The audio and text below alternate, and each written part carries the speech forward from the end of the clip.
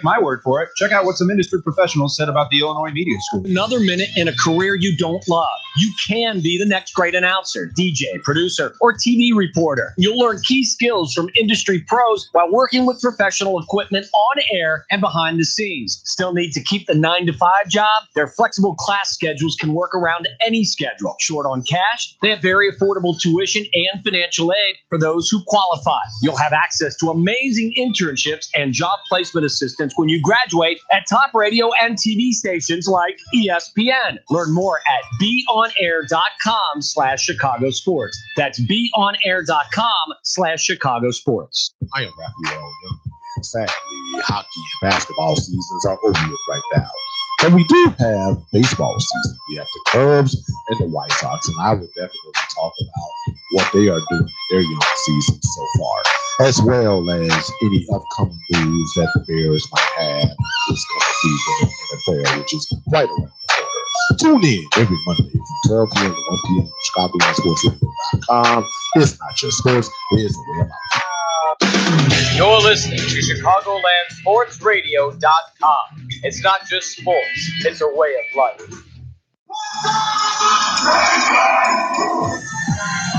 Chicagoland Sports Radio Sports Update. Yeah, 207. I'm at Lisco with the Chicagoland Sports Radio Update brought to you by Illinois.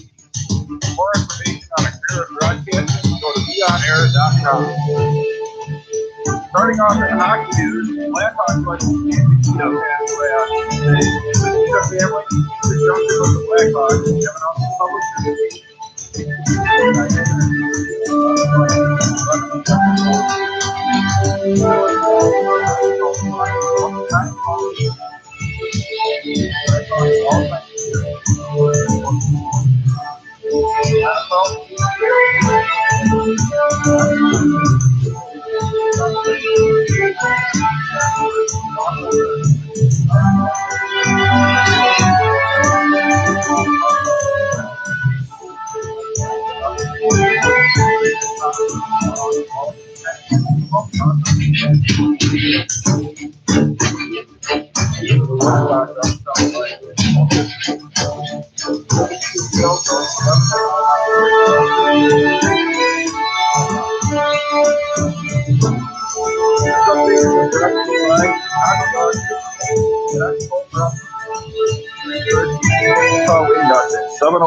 p.m. For tickets, visit ChicagoDogs.com. I'm Matt Meliska, and you're listening to Chicagoland Sports Radio. It's not just sports, it's a way of life.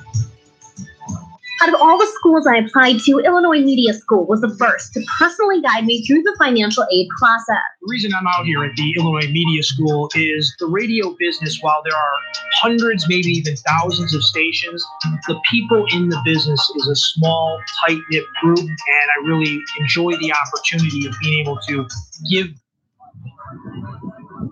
And we welcome you back to your field side at Oh, I'm trapped, baby. Oh, I'm trapped, baby. Hey, hey, hey, hey. Oh, I'm trapped, baby. And I'm so confused. I'm like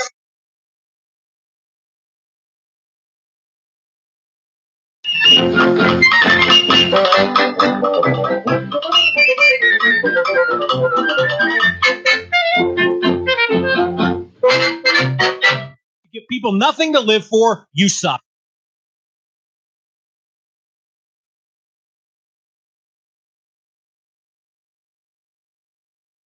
The reason I'm out here at the Illinois Media School is the radio business, while there are hundreds, maybe even thousands of stations, the people in the business is a small, tight-knit group, and I really enjoy the opportunity of being able to give back, connect, share the experiences I have, and actually learn from the students as well. My name is Dustin Rhodes. I'm Labonte up high. Earnhardt uses the left car of Rick Bass as a pick.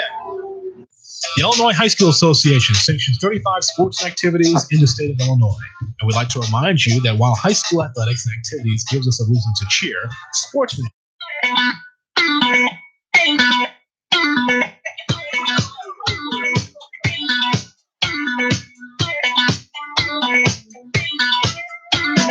Fire the disco. Fire in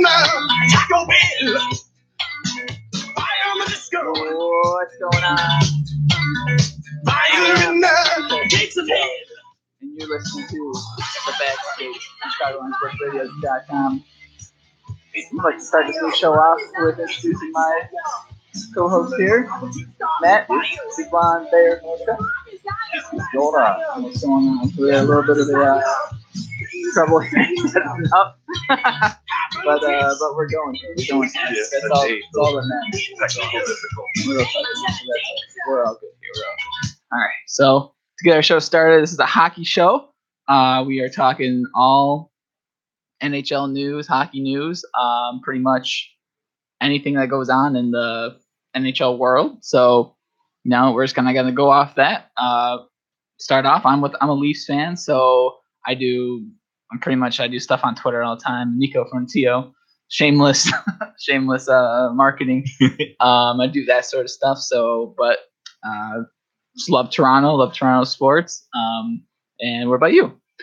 I'm Matt Meliska. I'm born and raised here in the Chicagoland area.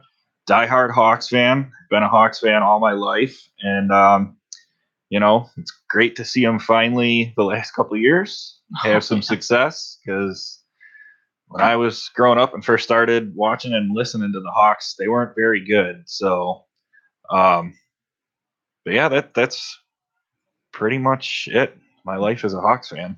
Your life as a Hawks fan. Yeah, well, I mean, growing up for myself, the Leafs sucked. Leafs were horrible my whole life. So they made the playoffs since I started watching hockey like 3 times, and 2 of those 3 times have been the last 2 years. I don't really consider the lockout a actual season. So, I mean, technically they made the playoffs, but they were trash. So either way, that's that. That's us. Like I said, I'm Nico from Tio. Let's get into the NHL news. What do we got going on? All right. Well, I guess for me, the big thing going on, especially around Chicago, is Blackhawks legend and NHL legend Stan Mikita passed away on Tuesday. He'd been battling dementia for a couple of years now. The Hawks brought him back into the fold. I think it was back in 2009, roughly. Oh yeah, as an ambassador. Yeah, that's a good move on them. Yeah, they brought a lot of the old guys back. They, under the previous ownership, once a player would retire or leave, they were kind of forgotten about.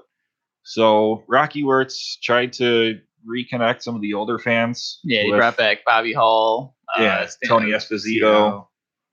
And so that was a great move by the Hawks. But, you see those guys walking around the United Center at Hawks events throughout the city, and Stan's been noticeably absent the last couple of years. And it came out that he had dementia, and it's a pretty tough thing to deal with. It's pretty sad.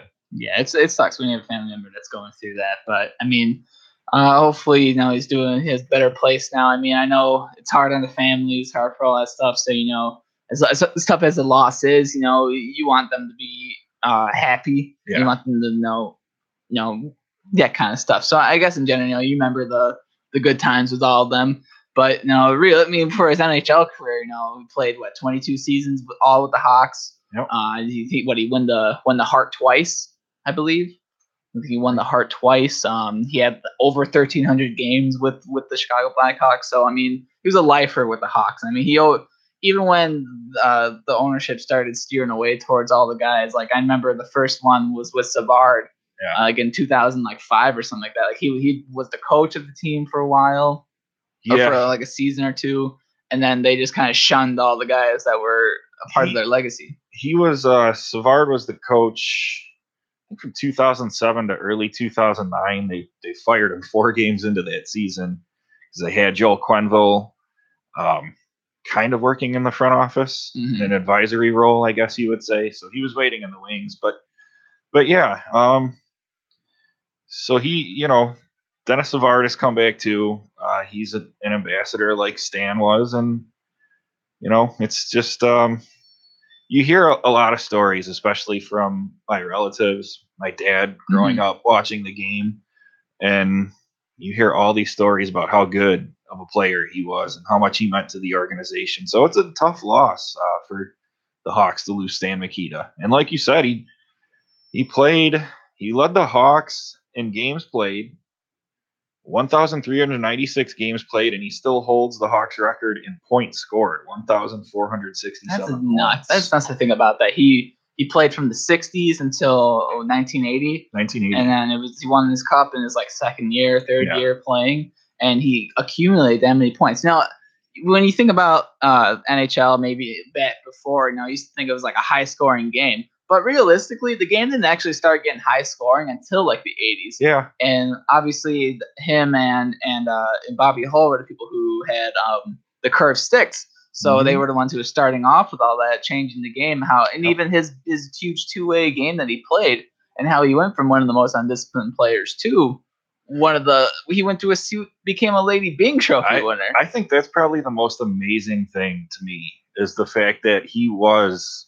I don't necessarily want to call him a fighter, but he was a scrappy guy. He was a dirty player. Yeah. He was a dirty guy. Yep. And he wasn't scoring any points. He was inside the penalty box more times than not. He went from 154 penalty minutes in one season down to 12, I think, 2 years later. It was nuts. I mean, like I said, he became one of the best players in the game, one of the best centers in the game. So, terrible loss for the game of hockey, but I hope that him and his family are, at peace with this. But anyway, moving on. What else we got going on here? We could talk about some of the recent moves being made. Do it. The Buffalo Sabres last week acquiring left wing Jeff Skinner from the Carolina Hurricanes, and Carolina is kind of, I don't know what's going on down there, but it's weird. Are they rebuilding again? Yeah. Why would you trade? So would you get Skinner? I think he was like fourth on the team scoring last season. He's young too. He's 25, 26, one of those years. He's 25, 26, coming off of his second contract. Was big, his first big money contract with the Carolina Hurricanes.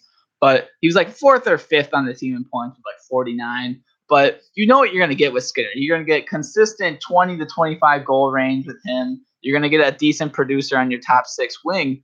But when you trade, it's kind of like what are you doing in Carolina? You say you want to get all these fans back. You want to start bringing in the fandom of the Carolina Hurricanes. But then you trade a player for Cliff Poo, which is a hilarious name. Yep. Like Cliff Poo. Like, what is your name? Like, he must be at like he's in gym. Like, hey, what's your name, son? Cliff Poo. Really? How do you spell that? P-U? Like, no, like school table for school poo. Must have been rough for him. Table for poo. All right. Enough puns about that. They only got a second and a third draft pick. They got 2 seconds and a third, and Cliff Poo. And you're literally trading for potentials, and you're not getting any guaranteed scoring back. I know that Cliff Poo had like 80. He had 80 goals and 100 and something. He had like 200, maybe 185 points or 200 something points in the juniors.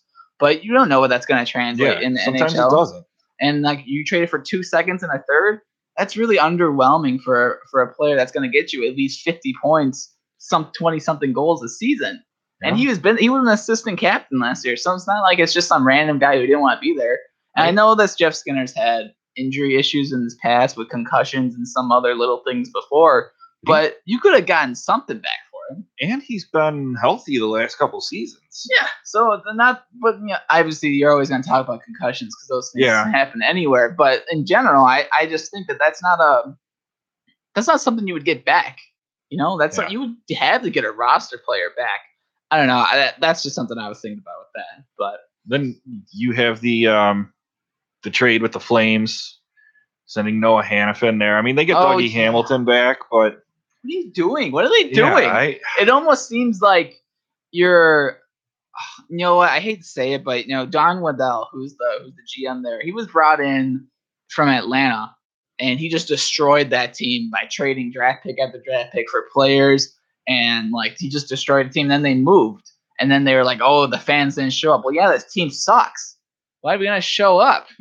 Like, no, duh. Yeah. So when you're thinking about it, it feels like they're doing the same thing with Carolina. Like, hey, let's just trade all these. Let's just trade Noah Hannafin. And I know people mixed opinions on who's the other guy they traded.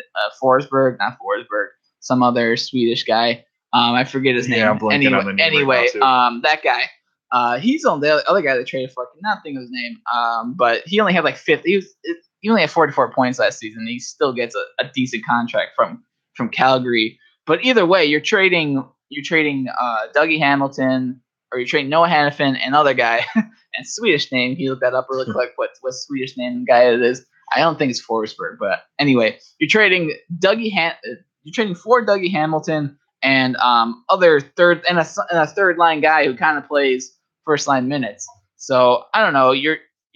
The trades that they're making is kind of it's boggling. I think they're going to end up trading Fulk too. Yeah, there's been a lot of, well, I shouldn't say a lot of talk about it. It's kind of cooled down recently, but I know that Stan Bowman's been inquiring about him. And, the Hawks do have a need for a top 4 defenseman. I guess it would fit. I mean, if you get Jeff Skinner for 2 seconds and Cliff Poo, yeah, you could definitely get Justin Fulk for nothing. But anyway, we will. You would think. All right.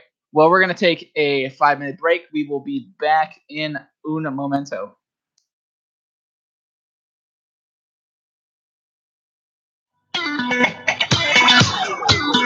I got started at IMS here as an instructor a couple years back after I had heard a couple of people I worked with were also. While you're drinking your mimosas on the beach, listen to the newest hockey radio show, The Backstage, featuring Matt, Big Blonde Bear Meliska, and Nico from the TO every Thursday, 2 to 4 p.m. on ChicagolandSportsRadio.com.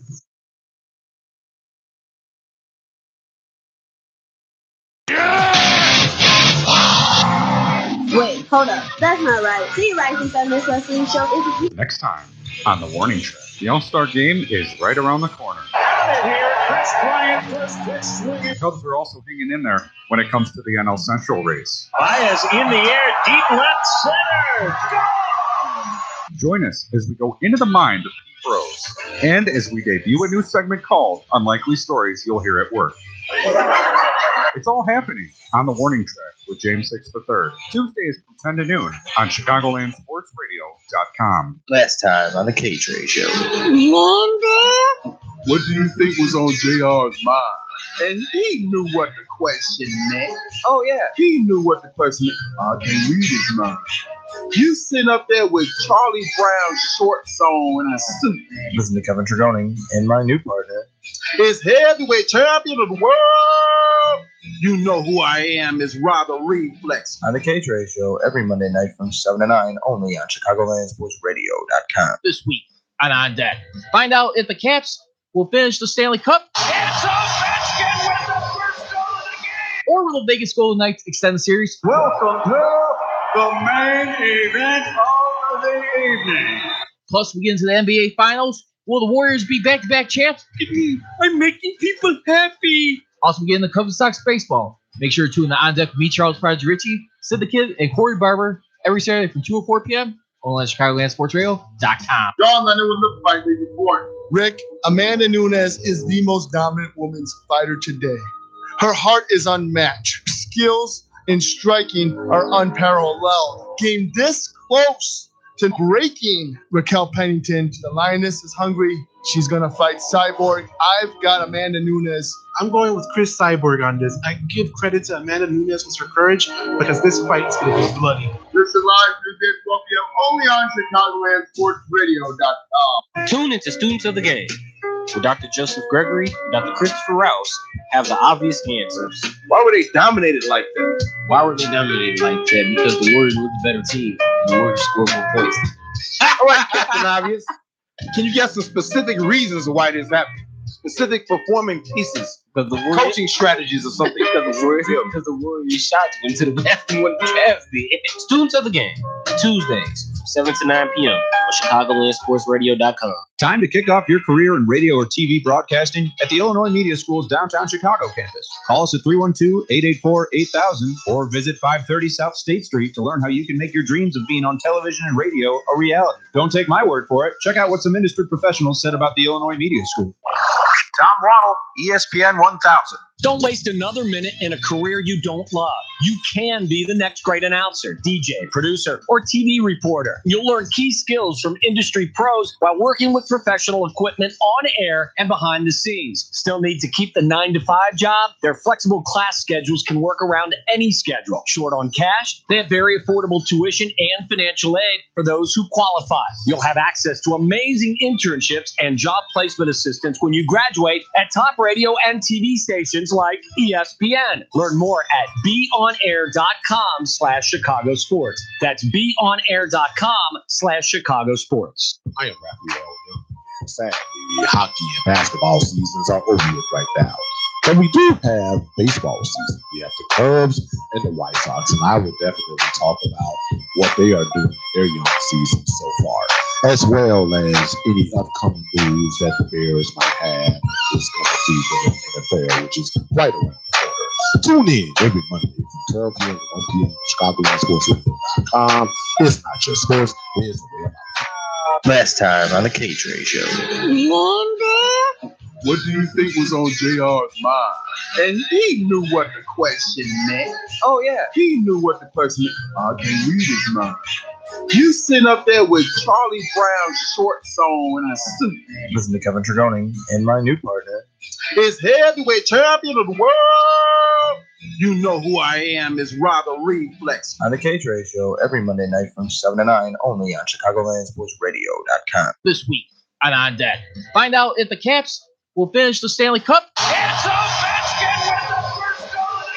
Or will the Vegas Golden Knights extend the series? Welcome to the main event of the evening.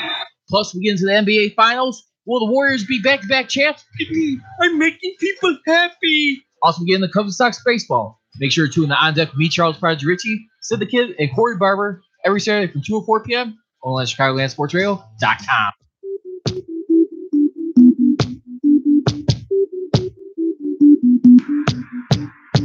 What up, day and night? What? All right, what's up? It's the Bag Skirt with Nico from the TO and Big Blonde Bear. I still gotta get used to that. The Big Blonde Bear. You can thank Dan Obi for that one. Yep. Matt the Big Blonde. Anyway, this is the Bag Skate. We're talking hockey, not Big Blonde Bears. We're talking free agency, free agent signings in the last week. What do we got to start up the lineup? We got John Gibson signing an 8-year, $51.2 million contract with the Anaheim Ducks to stay in Anaheim as their goalie. That's a big move for them. A team that, do you think they, in the next couple of years, have to be in win now mode? I mean, you would think their window is going to be closing soon, right? We'll talk about them a little bit more in the second hour show, but I wanted to say a little bit about John Gibson. I think John Gibson, he is one of the most consistent goaltenders in the last, I say, like 4 or 5 years. He's always had, he's not one of those goalies that you would like think like top 10, top 5, but he always has like an over 920 save percentage. I mean, granted, he's injured a lot, but at the same time, he played 60 games this season. I think people were like, oh, he got injured for a little bit, but he had played 60 games this season. Like, hey, he got injured, but at the same time, he's still one of the top players in the National Hockey League. Agreed. All right, what else we got? We got the Mark Stone 1 year, $7.35 million contract in Ottawa.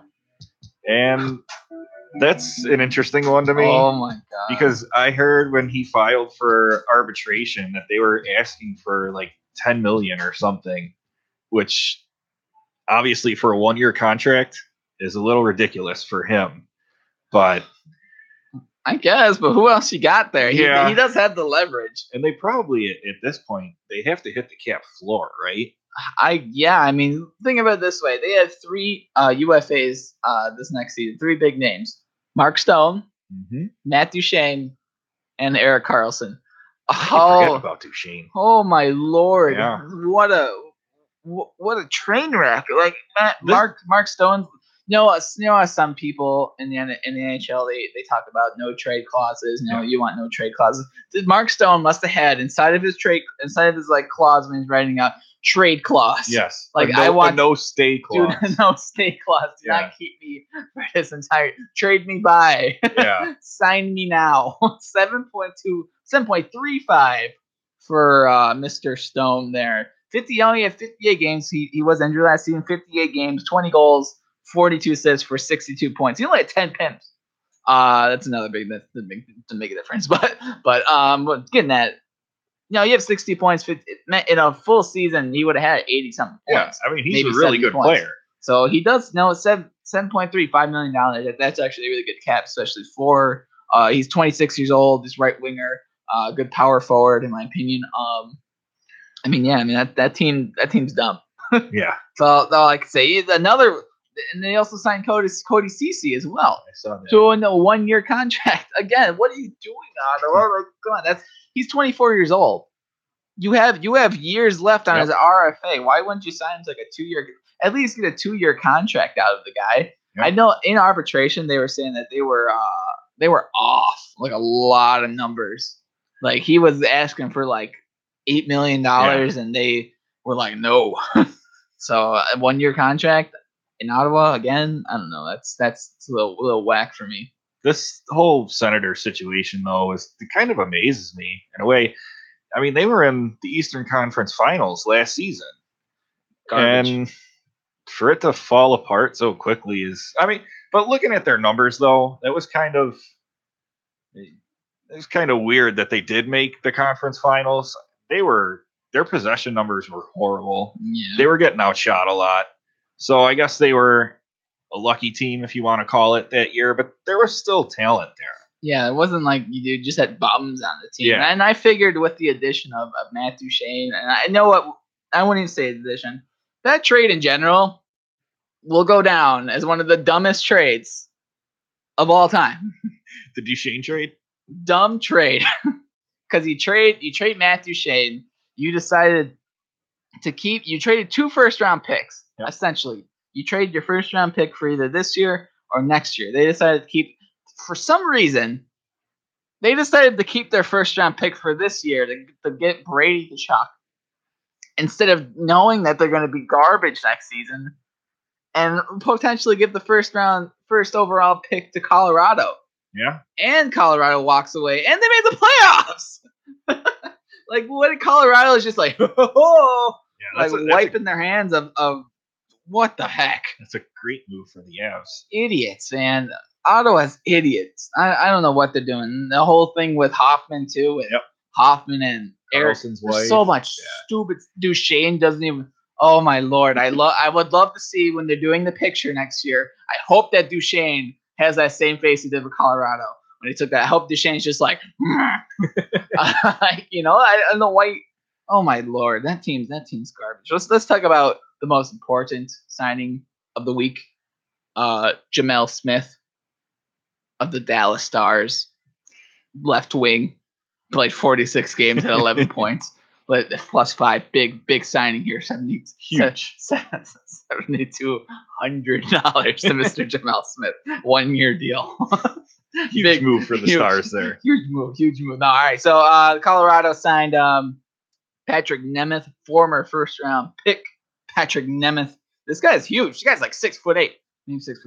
But he's huge. Anyway, 15 points. He was a +27 last season for the Avs. So a good deal. 1 year, 2.5. See if he can replicate that success and maybe get some sign there. We got Ryan Spooner of the New York Rangers, 41 points in 59 games played. 2-year deal, $4 million, $8 million total. Good player. I think when he came over from Boston, he was traded in the Rick Nash deal. He got like 20 points, 20 points in the games played. But he's a weird player. He's one of those players that'll get you like 50 points, but he'll get like 30 points in like a 20-point or 20-game range. Streaky player. And then just stop. Yeah. You won't see him for another year, and then he'll come back and get 10 points in the last couple games to make his average look decent. Mm-hmm. Kevin Hayes signed a 1-year deal, 44 points last season, decent second-line player. Do you remember when Kevin Hayes because he was drafted by the Hawks? Yeah. And everyone was expecting him to be like this next great top 6 forward they could plug in there. and he never ended up signing. Because So he wasn't going to sign with at the time. The Hawks were what was it? 2014. I think 2014, 2015. Yeah. I mean, look at their depth that they had, though. You know. Yeah. And not to mention the Hawks did like throw away Jimmy Hayes, which is his brother, by the way. They literally threw him away. They're like, hey, to Florida for like a 5th round pick, and he was in the middle of the season. Like, you don't do that. But there was so much hype around Kevin Hayes, from what I remember. He's a good player. I mean, he had 44 points last season on a really bad Rangers team. The season before that, he had 40 points. Dude, plug in Jimmy Hayes into the Hawks right now. He's a top 6 player. Yeah, that's a good point. And I mean, 44 points is 44. I know it may not seem like a lot, but 44 points. I don't even know what off the top of my head for Hawks, but I imagine not a lot of players got over 40 points. That's a good point. I imagine only maybe 1 or 2 guys. The Brincat, I know Jonathan Taves only had like what, 50? Yeah. Like Kane. Kane had like 78. Yeah. Kane had 78. The Brincat had 52. Keith had maybe what, 40 something too. I don't even know if he got. It was a garbage season. What I'm getting at is you add Kevin Hayes, that still adds a lot. Oh, and they traded Vinny Hims. That's a whole nother. We'll talk about that later. All right. Anyway, talk about Ryan Spooner, Mr. Kevin Hayes, Liam Footy. He signed his 3-year entry level deal contract with the Columbus Blue Jackets. I'm excited about Liam Footy. I just want to tell you right now, I'm very excited about Liam Footy. That guy, he's a track star. His mom and dad were like crazy Olympic athletes. This dude can fly. If you ever get a chance to watch Liam Footy highlights, this guy's like McDavid. I think he's gonna be the fastest skater in the NHL. Ooh. I'm not saying he's as good because he's not as good as Connor McDavid. Yeah. But he could probably rival him or Dylan Larkin for one of the fastest skaters. And he's just so quick. And the way I don't know, he must have some shallow curves on his blades, on his knives down there. He must have something going on. So it doesn't even look like he hits the ice. He just glides. I don't know. He's like a Power Ranger. There's Liam Footy. Who else we got? Oh, Brady Ski, another New York. Is that how you say it? I thought it was Ski. No, Ski. Brady Ski. I think the J is silent. It's a weird name too. He had last season. He had 4 goals, 21 assists, 25 points. He was a minus 27. Ooh. Now I'm not sure what's your stance on plus minus. You care about it? To an extent. I don't care about plus minus. I think plus minus. I don't think it indicates how good of a player you are, because you could be Brent Burns, for instance. He led the Sharks in points last season. He had 60-something points, but then he was a minus like 20. Like, I don't think that means he also played with Pickles, and Pickles was only like a +3. You know, I don't think it really makes it, because he plays a lot of minutes on the power play. Yeah. So he scores a lot of his points on the power play. So he's not getting it. I don't know. That's a whole nother debate. But I'm just saying, I don't think plus minus is all good. Wait. So are you big into like Corsi and? I like Corsi. I mean, but even like Brent Burns' entries versus non-entries, he was still one of the best defensemen in that regard, which is huge for defensemen. Which again, he had a negative 27, but was one of the top defensemen to not allow zone entries. So when you look at it that way, it's kind of like, is he good? Is he bad? I don't know. His 60 points speaks for itself, and he's a Norris Trophy winner. So I'm gonna go with good. All right. One of the most talked about contracts this offseason, Tom Wilson signs a 6-year, $31 million deal worth $5.17 million average. I don't know about that one. 6-year. This year he had 78 games played, 35 points. I feel like it's kind of like what we were talking about before we came on the air about maybe teams being pressured into signing fan favorites or re-signing them. Oh, but 7 what? I mean, where do you even get that? I saw a tweet that said Tom Wilson's agent is a generational player. Is generational talent. To be able to pull that off. You don't pull that off. That's crazy. What Tom Wilson? Can you look up Tom Wilson's stats? He was not gonna sniff that from anyone else. It's crazy. It's crazy, dude. He's making more money than 3-time 30-goal scorer Nazem Kadri, who's a center, by the way. Of course, I got to bring it all to the Leafs because I'm a Leafs fan. And I got to bring it back to the Leafs. But no, you got that. This doesn't make sense. I don't understand. He had 187 penalty minutes last season. 35 points. Obviously, they won the cup, so there's that. But even if you got your win the cup bonus, how did you get 5 points? Where does that money even like? Where do you? All right, so let's just say you're I'm the agent for Tom Wilson, and you are the GM. Okay. Yeah. My client just won the cup and had 35 points last season. He deserves He deserves $8 million. What's your retort?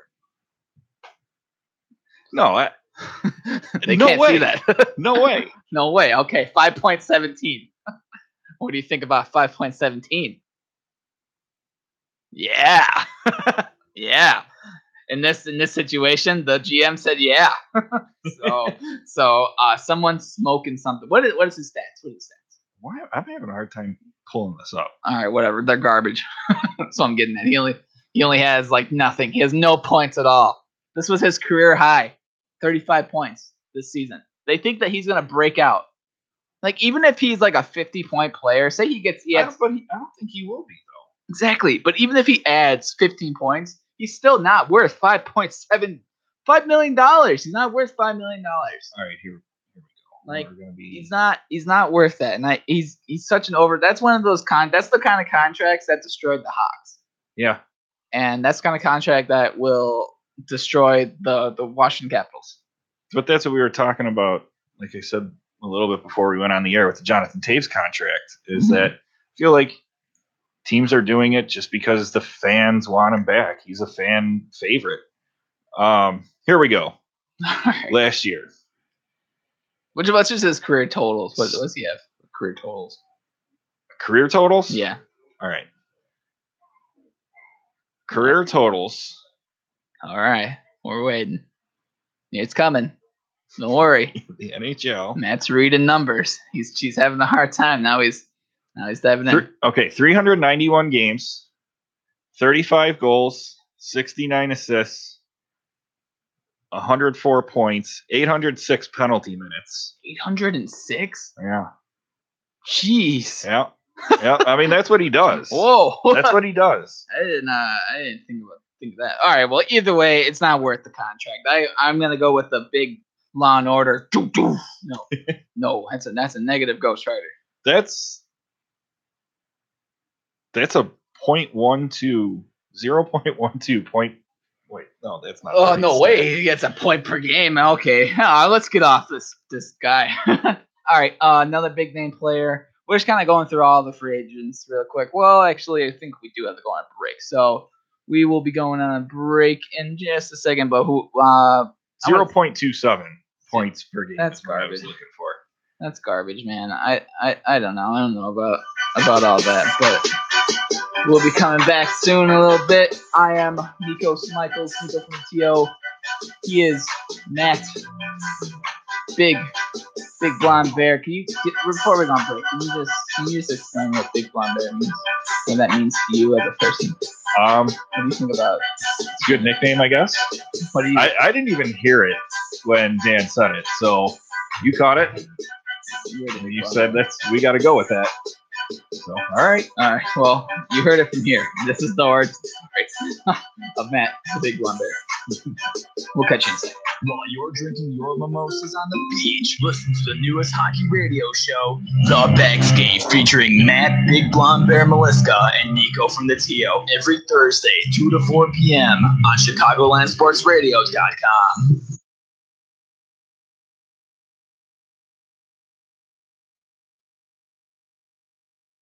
I got started at IMS here as an instructor a couple years back after I had heard a couple of people I worked with were also instructors here. I'm always here if you need help with developing what you're passionate about. And that's what most people come here for. They have a passion. They want to do something. They want to do radio play-by-play. They want to do sports talk. They want to do updates, whatever it may be. My name is Freddie Huebner. I work at ESPN 1000 as a host and sports anchor, and I am IMS.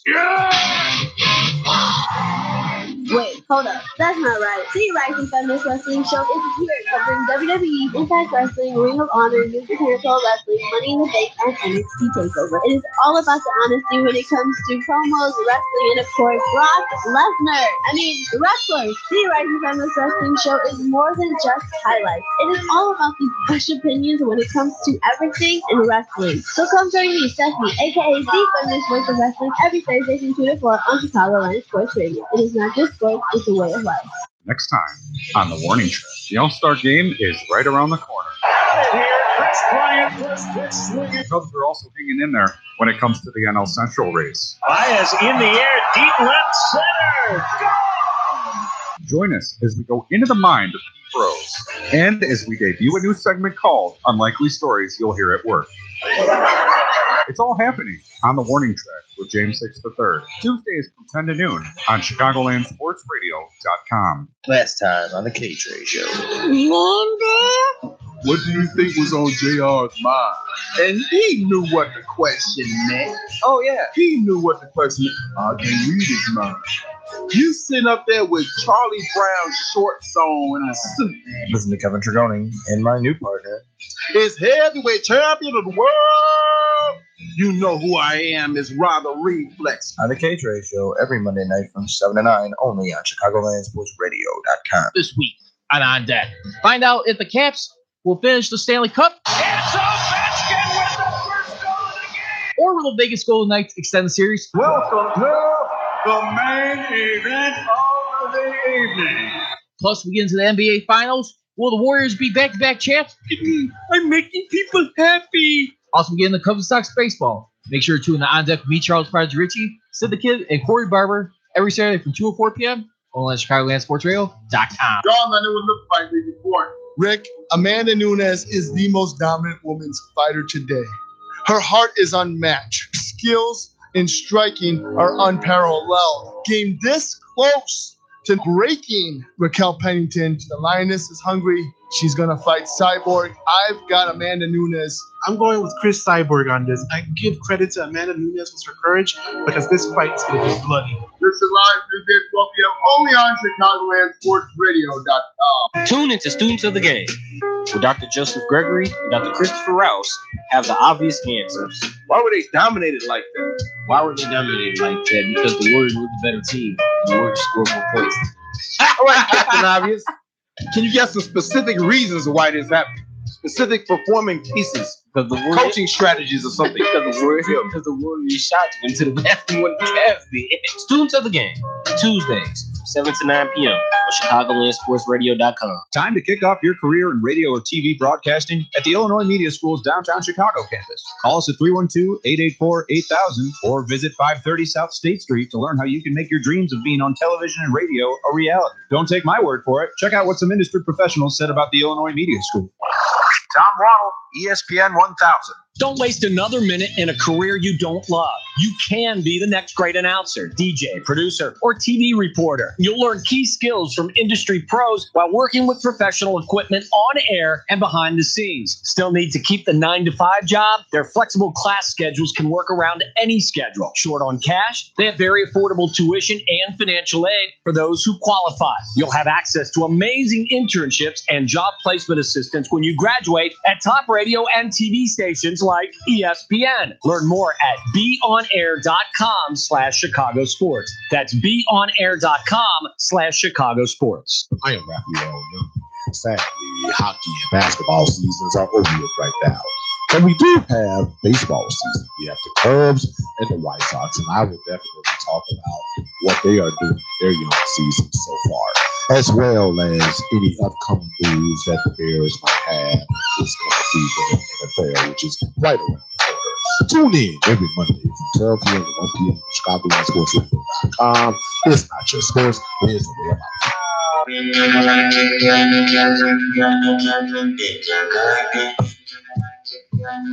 What is going on? We're back at the backstage. You know what it is. It's Nico from the TO and Max, Big Blonde Bear, Molliska. What's going on? I still gotta get used to that thing. The Big Blonde Bear part. Yeah. You mean you like it? Yeah, I mean, it's not You're bad. gonna go tell all your friends that they're gonna think you're a stripper. Yeah, pretty much. Like, hey, what's your name? Big blonde bear. Why? I don't know. There's gonna be no response. They're just gonna be like, well, you see. Yeah. All right. Anyway, today is Thursday, August 9th, 2018, but 30 years ago, in 1989, the greatest player of all time, Wayne Gretzky, was traded to the LA Kings, which was the biggest trade. I think is the biggest trade in sports. Yeah, I would agree with that. That sport. I mean, you're trading someone in the prime of their career. He's like 28. Yeah. It's nuts. That's nuts. That trade altered hockey history. You would not have San Jose, Anaheim, any of those Californian teams.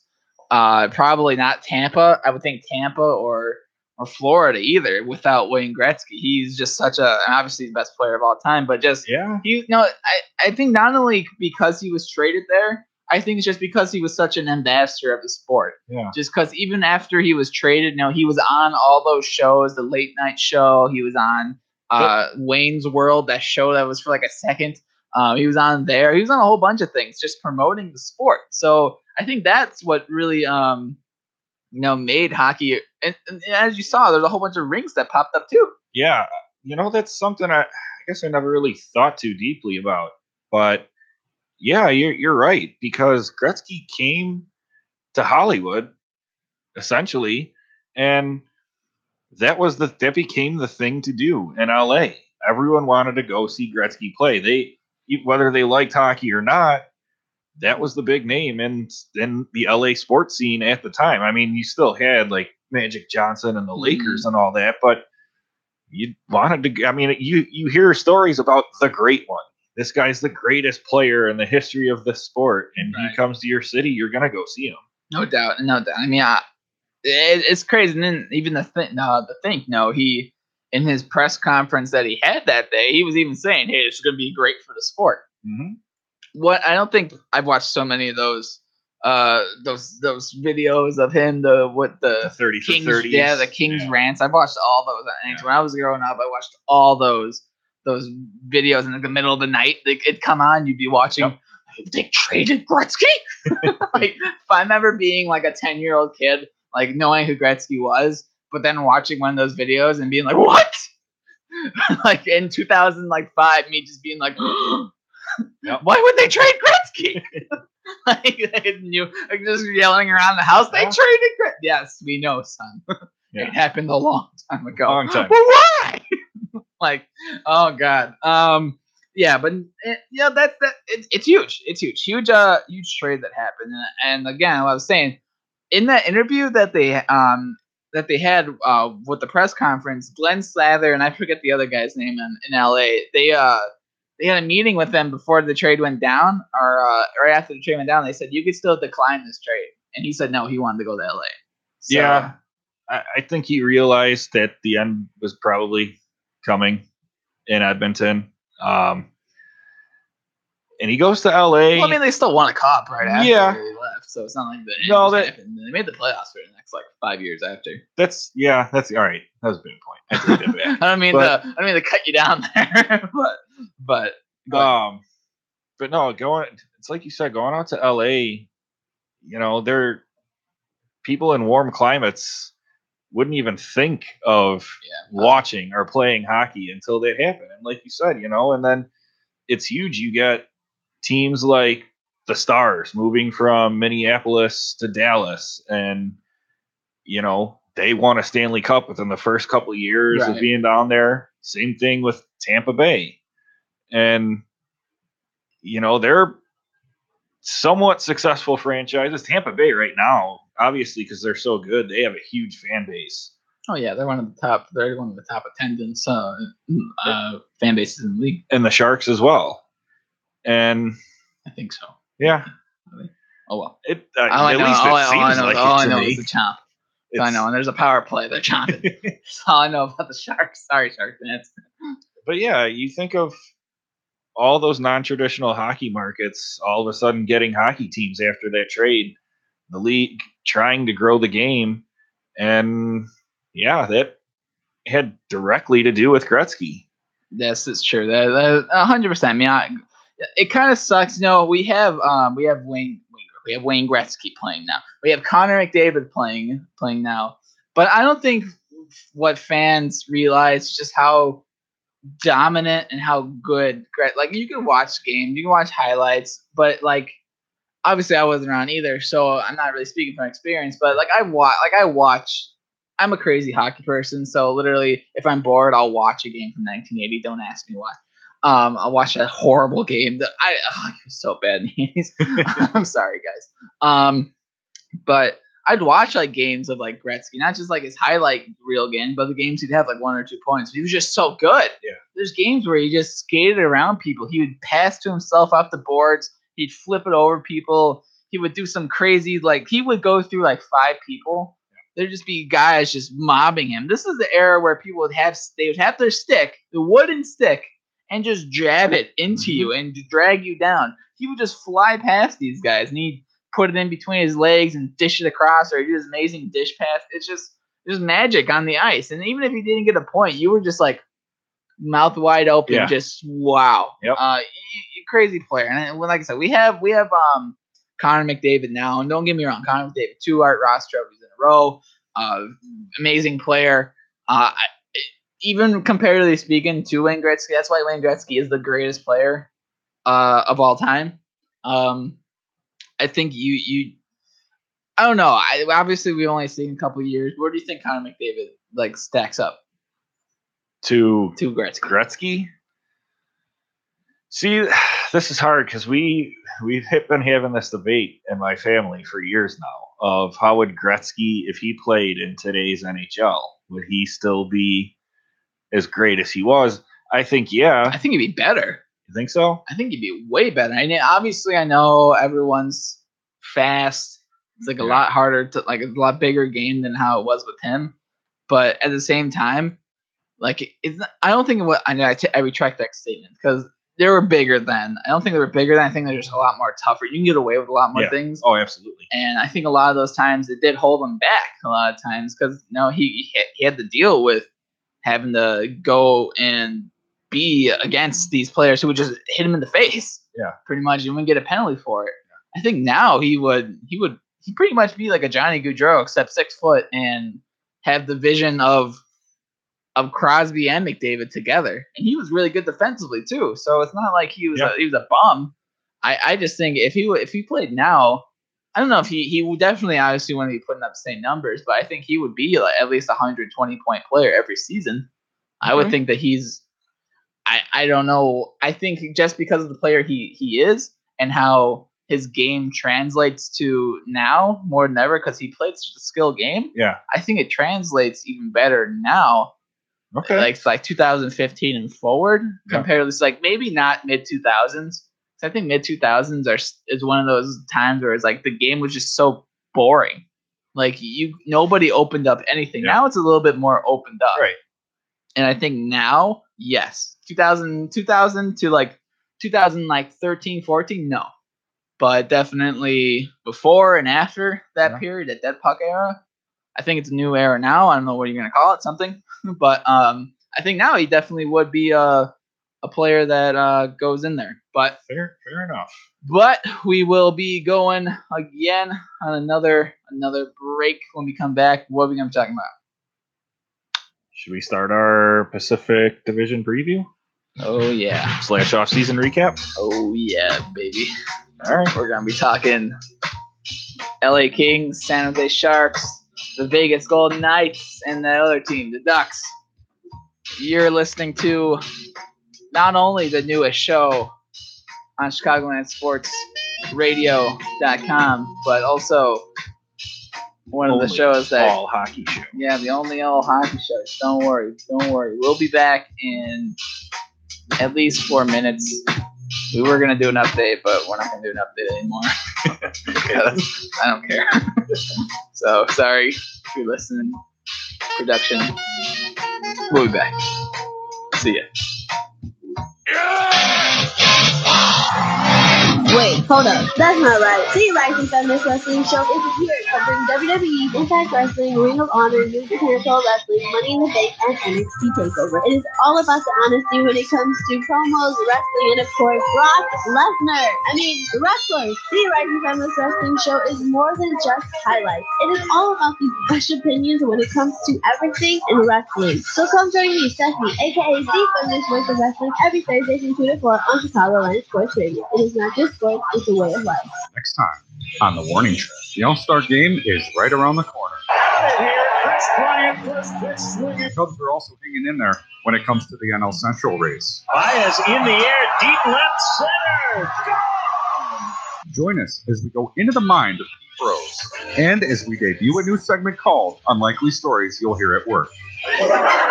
It's all happening on the Warning Track with James Hicks III, Tuesdays from 10 to noon on ChicagolandSportsRadio.com. Last time on the K-Trade Show. What do you think was on JR's mind? And he knew what the question meant. Oh, yeah. He knew what the question meant. I can't read his mind. You sitting up there with Charlie Brown's shorts on and a suit. Listen to Kevin Trigoni and my new partner. Is heavyweight champion of the world. You know who I am is Rather Reflex. On the K-Trade Show every Monday night from 7 to 9 only on ChicagolandSportsRadio.com. This week on Deck. Find out if the Caps will finish the Stanley Cup. Or will the Vegas Golden Knights extend the series? Welcome to the main event of the evening. Plus, we get into the NBA Finals. Will the Warriors be back-to-back champs? I'm making people happy. Also, we get into Cubs and Sox baseball. Make sure to tune in On Deck with me, Charles Prodigy Ritchie, Sid the Kid, and Corey Barber every Saturday from 2 to 4 p.m. on ChicagolandSportsRadio.com. John Lennon would look like they report. Rick, Amanda Nunes is the most dominant women's fighter today. Her heart is unmatched. Skills in striking are unparalleled. Game this close to breaking Raquel Pennington. The Lioness is hungry. She's going to fight Cyborg. I've got Amanda Nunes. I'm going with Chris Cyborg on this. I give credit to Amanda Nunes with her courage because this fight's going to be bloody. This is live Tuesday at 12 p.m. only on ChicagolandSportsRadio.com. Tune into Students of the Game, where Dr. Joseph Gregory and Dr. Christopher Rouse have the obvious answers. Why were they dominated like that? Why were they dominated like that? Because the Warriors were the better team. The Warriors scored more points. All right, Captain Obvious. Can you get some specific reasons why this happened? Specific performing pieces, because the Warriors, coaching strategies or something. Because the Warriors shots went to the bathroom when the Cavs did. Students of the Game, Tuesdays from 7 to 9 p.m. on ChicagolandSportsRadio.com. Time to kick off your career in radio or TV broadcasting at the Illinois Media School's downtown Chicago campus. Call us at 312-884-8000 or visit 530 South State Street to learn how you can make your dreams of being on television and radio a reality. Don't take my word for it. Check out what some industry professionals said about the Illinois Media School.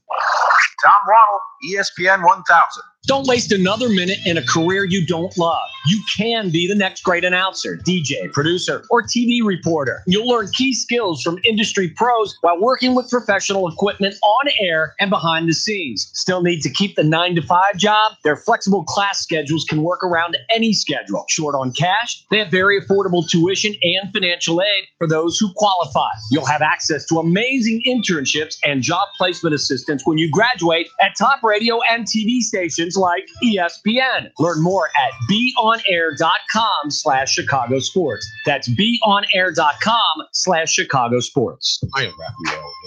Sadly, hockey and basketball seasons are over with right now.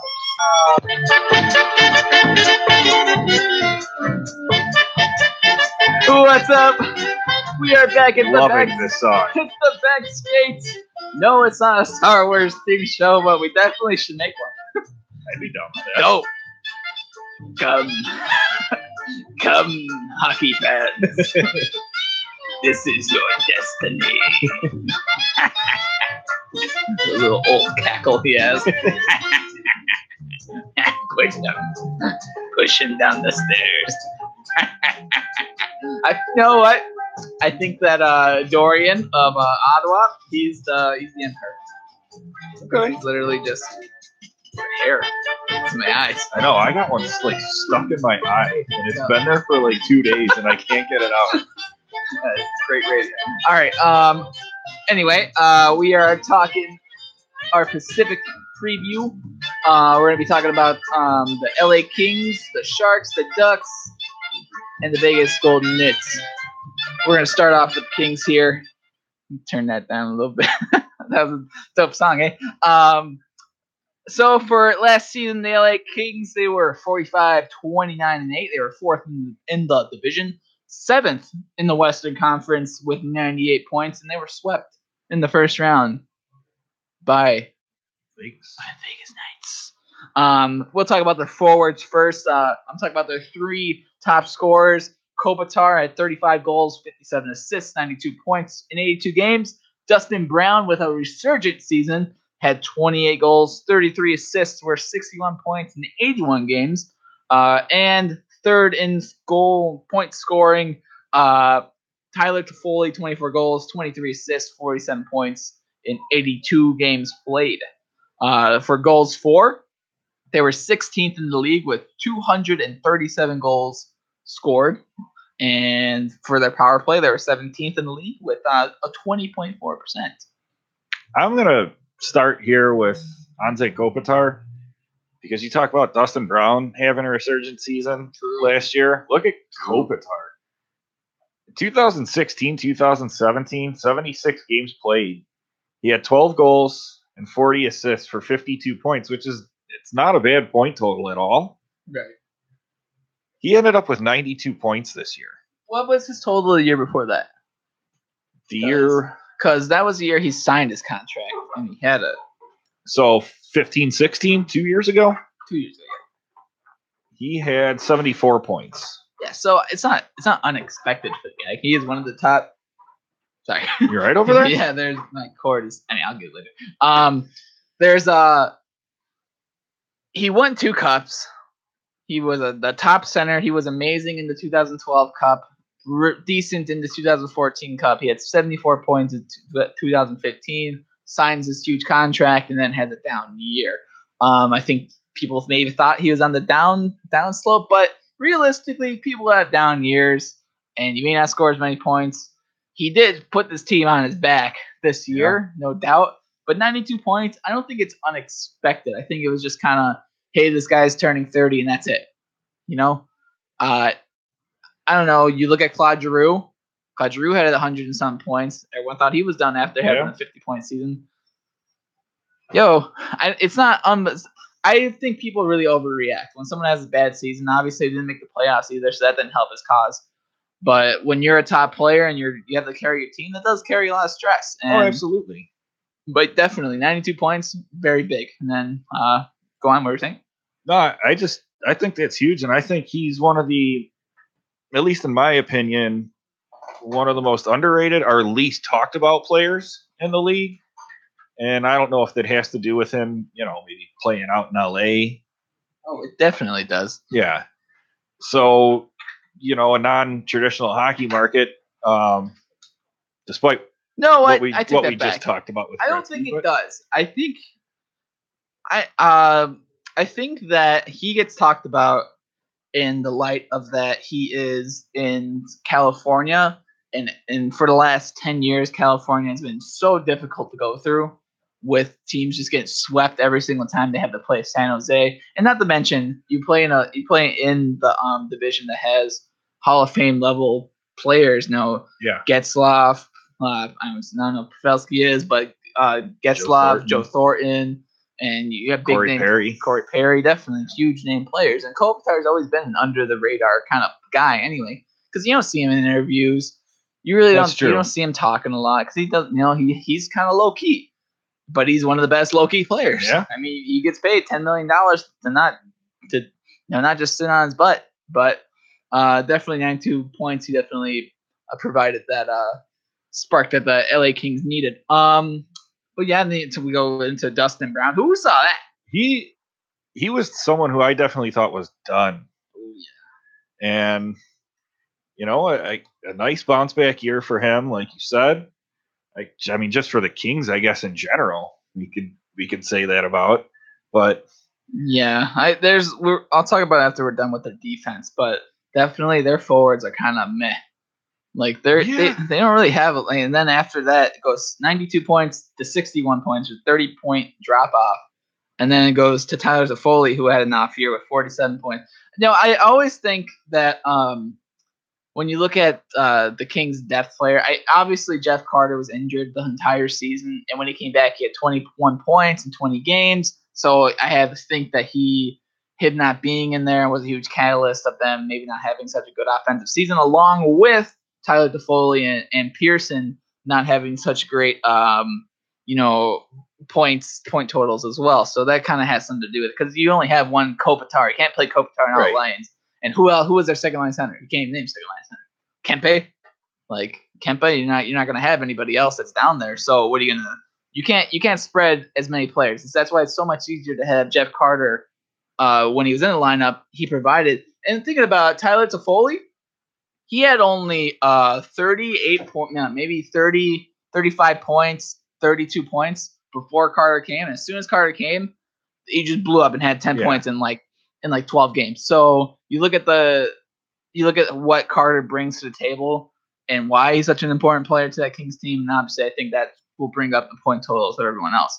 But that's just for this season. They were 16th in the league, like I said, with they're right in the middle of the pack with 237 goals for, and then their power play was 17th as well. So they were very middle of the pack with that kind of thing. But on the defensive spectrum, go ahead. What are you gonna say about the? I just wanted to touch on something else before we move to the defensemen, because I'm looking at the depth chart here. All right. And Ilya Kovalchuk at left wing.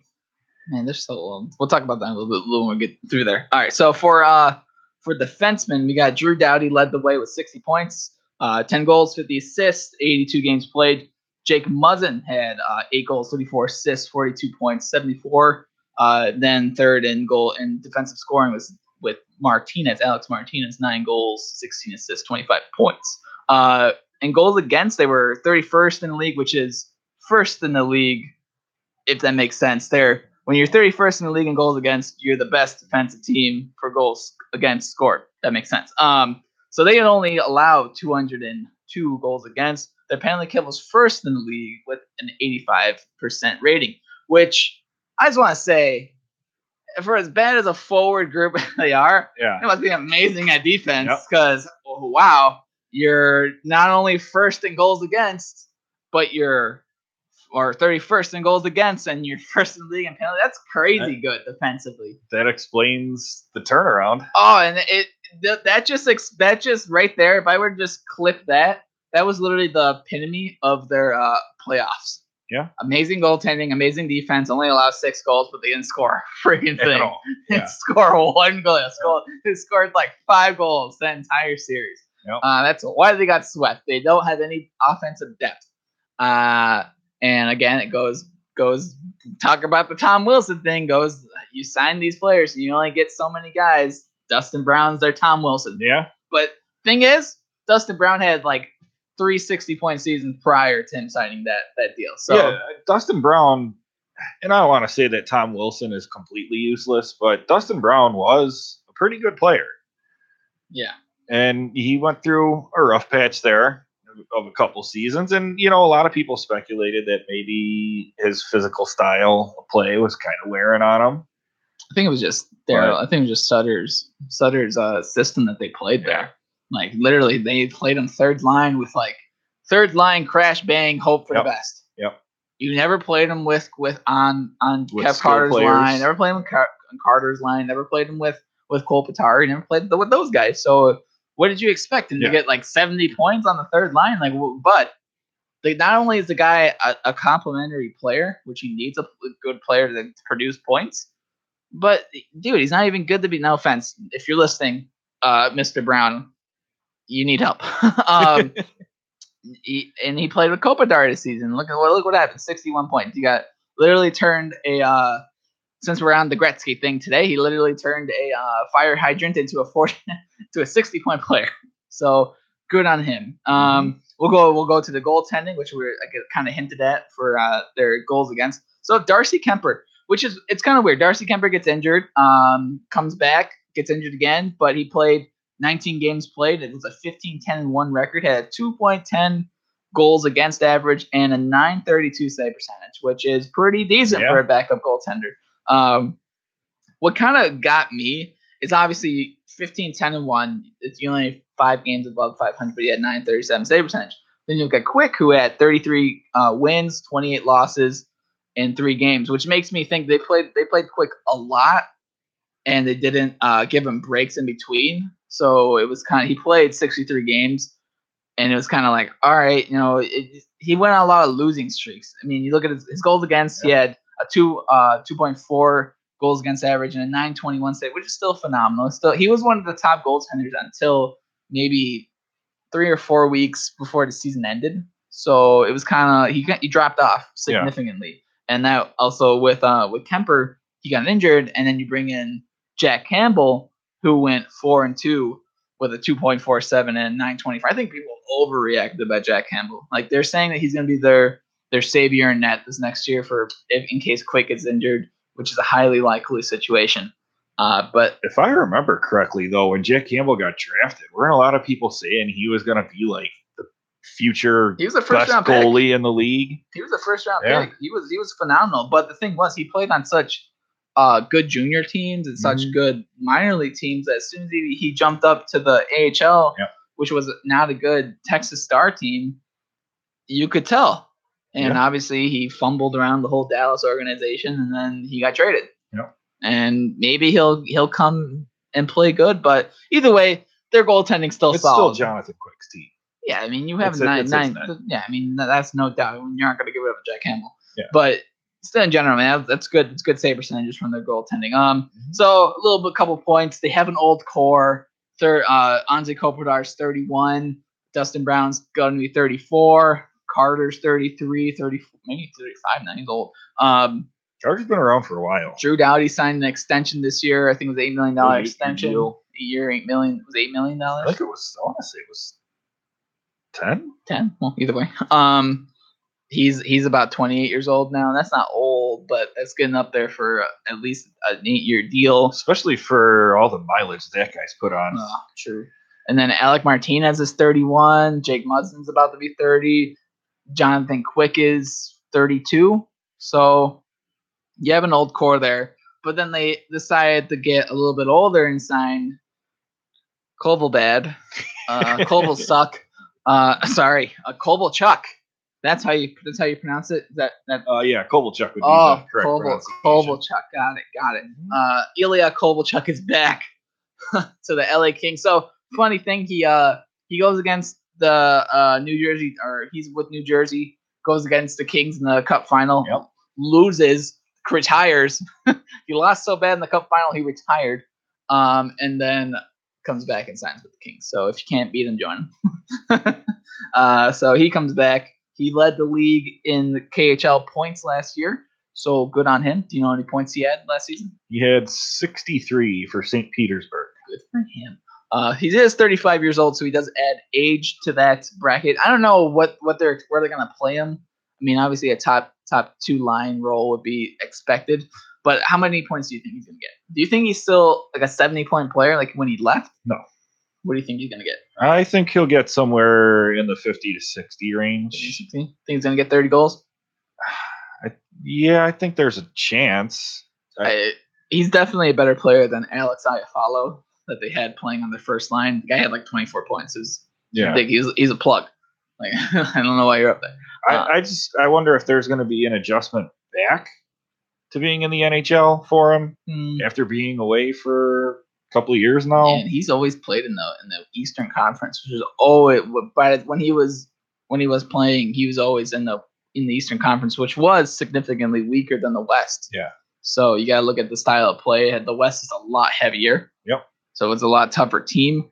But yeah, I don't know. Maybe he'll get 50 times. I think 50, 60 points. If he plays on Kopitar and Kopitar has a good season again, maybe 70. You never know. He could do it.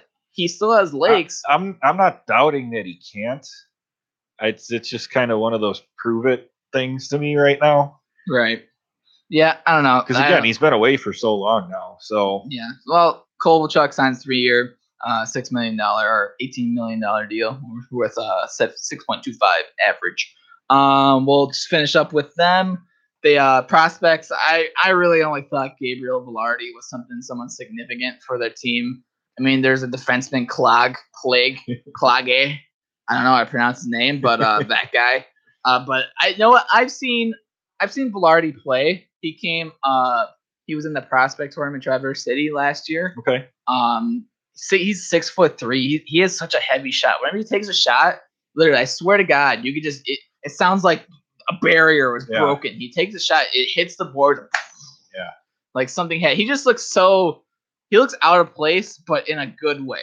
Like you could tell who that player is. Like, oh, that's Velarde. Like he's such a good player. And I remember watching the tour. I think I don't know if it was him, maybe it was Sam Steele. But he's such a good player. I love watching him in the junior tournaments as well. So he's a really I hope he makes I don't know if he'll make it in the NHL next season, but I think maybe the next couple of years you're going to see him being a star for the LA Kings. But that's the only guy I had for them. Okay. Who'd you have? Anybody? Same guy? No prospects?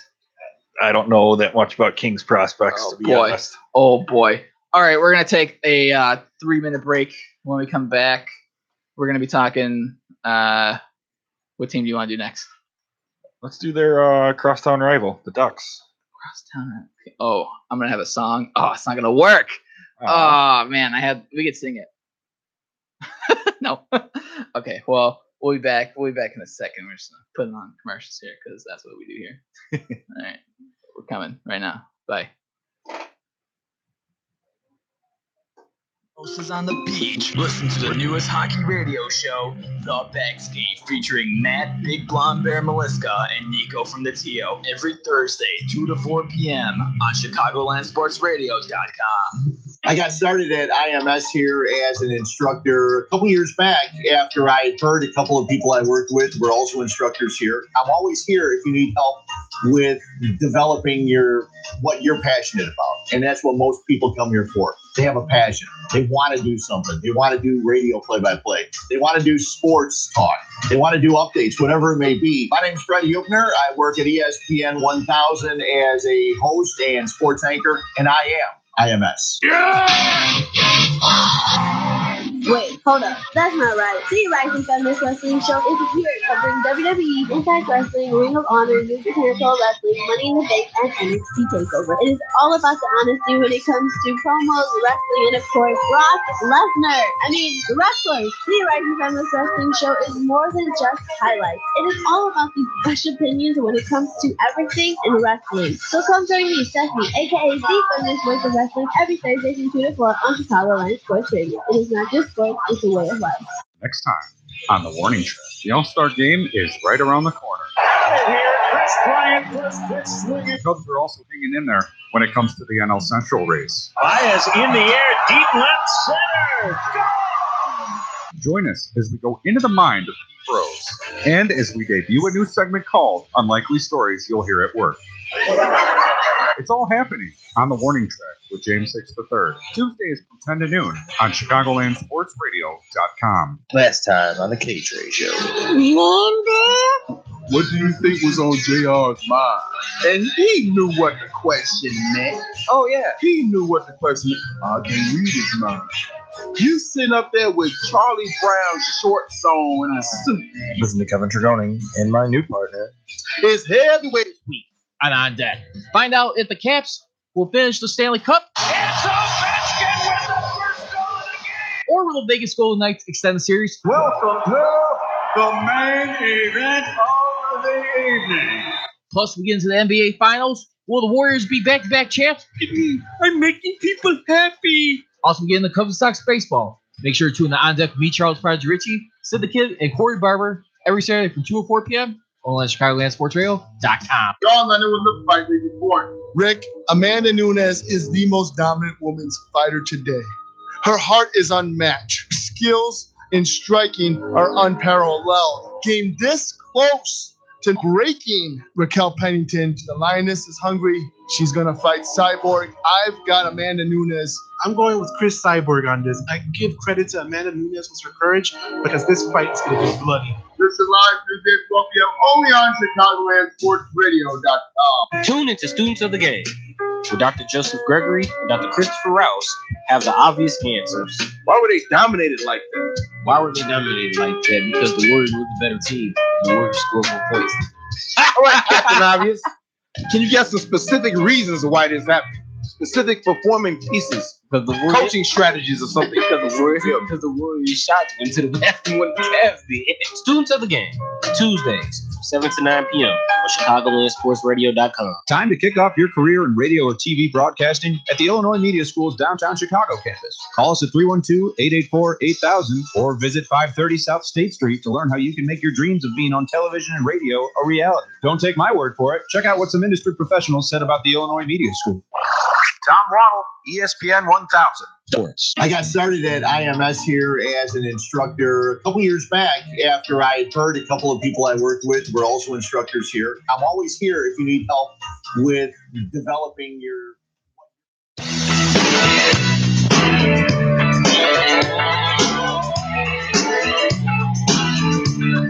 We are back. This is Backstage with Nico from the TO, also known as Nikos Michaels. That is my name, actually. And Matt, the big, blonde bear, Meliska. Yep. Can you say that in bear language for us? And there we go. In case you were wondering, that's how you say it in bear. All right. Yep. We're talking the Pacific Division. We're just going to go, what time? 3:27. We're just going to go for the next 30 minutes. We're not going to do any more breaks. That works. Because that's what we do here. Just doing it on the fly today. We're doing it live. All right. We are talking, what team we're going to do? The Ducks, right? Yep. All right. All Ducks quack together. Am I right? Yep. Yeah, quack. Okay. That's enough. All right. We're going to start off with the Ducks. They had a 44, 25, and 13 record. They were second in the Pacific with 101 points. They had a 26, 10, and 5 record, a home record, and they also had an 18, 15, and 8 away record. They were swept in the first round by the Sharks. Another first round sweep. Yep. With their forwards, the top 3 scorers were Ricard Raquel with 34 goals, 35 assists, 69 points, 77 games played. Pretty nice player. He's fantastic. Yeah. I love that little man. Big man. I don't know. He's like a short guy, right? Like 6'1". We have the technology to find We this have out. technology. Second on scoring was Ryan Getzlaff with 11 goals, 50 assists, and only 61 games played. 56 games played. I'm sorry. And third on the scoring and top paid player, I might add, Corey Perry, 17 goals, 32 assists, 49 points, and 71 games played. They were 18th in the league for goals for with 231. They were 30th in the league in power play. Well, really? They were 30th in the league in power play with 17.76, with only 38 goals on 214 attempts. So they're not lighting it up out there, as they would say. Not lighting that lamp and selling. 6'2", 198 pounds for He's a Ricard big Raquel, boy. by the way. He's a big boy. Just joking. He's number 1 in my heart. That guy's good. Now, I do want to say he signed. I don't know what I don't know what he thought that his potential was when he signed that contract, but he has like 6 years left with like $4.5 million. Like $4.5 million, dude. He's getting paid. So he's one of the most underpaid. Like the Ducks must be. As soon as they signed that contract, and the next season he had like 30 goals, they were like, "Ha ha!" I don't have the thing, but they were probably like, "Oh, what's that? What's the guy's name that I was saying? The Emperor." Oh, Emperor Palpatine. Yes. Yep. Yes. I wish I had that. I don't know. I lost the Cantina song trying to find it. Oh well. Anyway, but yeah. So definitely, he's one of the best players on the team. Ryan Getzlaff, 32 years old. He only played 56 games played. He was injured from the beginning of the season until halfway through, obviously 30 games in. Comes back, one of their best players, put that team on his back to make the playoffs. Definitely is a huge thing for their team to have success. If he gets injured again next season, I don't know what to make playoffs. Yeah. I mean, they're another team, too, that you got to think their window's probably getting close to closing, too. I don't know. It's because Getzlaf's still amazing. Obviously, Perry's the only. We talked about Gibson, too. He's still young. Yeah, but Perry's he's trash, but he's the only guy that's really bad. And even he can have a bad bounce back season. He had 49 points, which is not horrible, but it's not good. But next year, if he gets 25 goals, maybe has 40 assists, like that's not a bad total. Right. And I think if you have a full season of Getzlaf, and maybe we'll talk about the prospects a little bit later, but they have a couple guys coming in the pipeline that can help them on forward. On defense, they were pretty. This is what kind of made me angry. You have Josh Manson, had 7 goals, 30 assists, 37 points, 80 games. Montour had 32 points, 9 goals, 23 assists, 80 games played as well. Cam Fowler, 8 goals, 24 assists, 32 points, 80 games played. That guy signed an extension for $6 million and is noted as a offensive defenseman, but horrible. And you said you pay attention to Corsi ratings a little bit, right? A little bit. That guy's trash. Yeah. He's one of the worst defensemen for having the puck on his stick.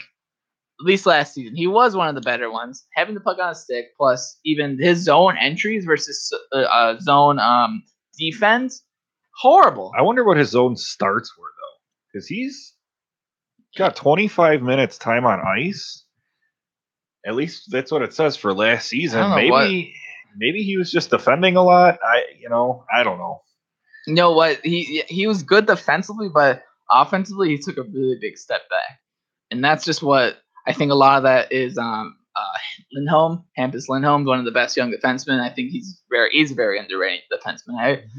We will do a top 10 defenseman list. He's definitely like number 3 or 4. Okay. He's really good defenseman. He's not on the top 3 scoring, but he had 31 points. Yeah. Either way, they were 3rd in the league for goals against, 209. So once again, a very good defensive team. And they were 5th in the league for penalty kill with an 83.21 percentage, with only 46 goals against on 214 attempts. So good on them. Goaltending, my boy Ryan Miller. I have all of his jerseys. You may not know now, but you will know soon. I have a jersey collection. I have Ryan Miller from Buffalo, Ryan Miller alternative from Buffalo. I have a Vancouver Buffalo. I have a St. Louis Ryan Miller Buffalo, and all I need is a Ducks jersey. That's all I need. I gotta ask, why Ryan Miller? I mean, I love Ryan Miller. You're a Toronto kid. I don't care. Ryan Miller's been that guy who it's like he was literally, it's weird because only reason I really liked him was because he got nailed by Lucic. Yep. And then when he got up, remember that. He got up and he was just like, he looked at the camera, I know he saw a camera and he looked it dead in the eyes and was just like, no, I will not let this be the end. And then he kept going. I don't know. I liked him. He's been a weird, controversial figure since leaving Buffalo. Yeah. But he's found a home in Vancouver or in Anaheim, because when he was in Vancouver, he wasn't bad, but he had a 914 save percentage. And I thought that was pretty much Vancouver it. wasn't really good in front of him either. Yeah, and obviously they're a great defense team. But anyway, Ryan Miller had a 21-12-6 record with a 2.35 goals against and a 928 save percentage, which is phenomenal. Mm-hmm. And their starter, which we talked about earlier, signed an extension. John Gibson had 60 games played. He was a 31-18-0 record. He had 2.43 goals against average and a 926 save percentage. So very good goaltending there for. That's great production out of your goaltenders. I know. I'm so proud of Ryan. I'm so proud. I mean, if you can get that out of your backup, you'll take. He's 37 years old, by the way. I just want to point that out. A couple of points that I have here. This could be the sixth season of 100 points or more for the Anaheim Ducks. So that's a very good record to have. Mm-hmm. We said this earlier. They have great goal. They have great D, great goaltending, but their offense is lacking a little bit. Their plus player. I didn't mean to do this for the Kings. I forgot about the plus player. Their plus player for the Ducks. The Ducks. I say Ryan Getzlaf and John Gibson if they're healthy. Okay. Minus player is just Corey Perry because he has 3 years left and it's $8.6 million. That's not going anywhere. Their top prospects makes me happy. Max Jones, a 2016 first round pick, big left wing power forward, looking to make the jump. Him and Sam Steele. Sam Steele is a center right wing. Sam Steele had 284 points in 192 games played less in his career in juniors. He almost had 1.5 points per game. A lot of people are comparing Jones and Sam Steele to the Twins, Getzlaf and Perry, when they were coming into the league together.